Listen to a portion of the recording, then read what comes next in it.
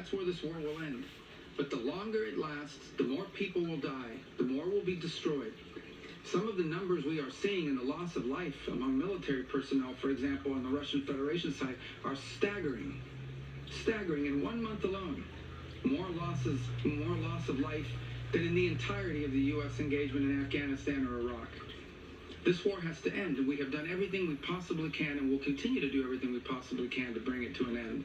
Very generous offers have been made. For example, a ceasefire at the current lines of contact, while all the other details on the future of the conflict can be worked out in terms of future territorial lines. The president has shown extraordinary patience in terms of not assessing additional sanctions in the hopes of having a breakthrough in this regard. And all has come to what appears to be not just a stagnant one, but an era, and we've entered a period of what appears to be potential even escalation, with the historically highest number of strikes we've seen over the last few nights and before. And now we are also watching incursions into neighboring airspace by both drones and airplanes.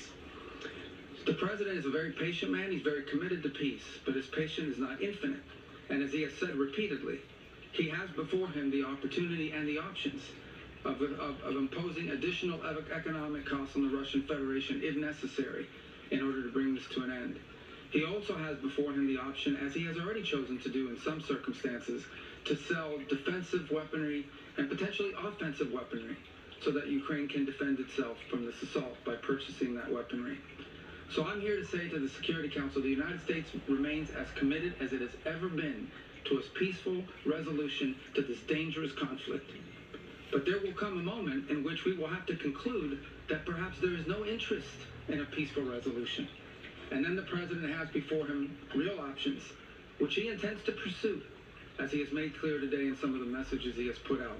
So I strongly urge the Security Council, the member states here, and those who are not part of this as well, to do everything in their power, and including the Russian Federation, to do everything within their power, and the Ukrainian side for that matter as well, but all sides, to bring this war to an end before it becomes something that will last another 3 or 4 years, lead to more destruction, both economic and at the same time a loss of life, and loss of property, a loss of futures.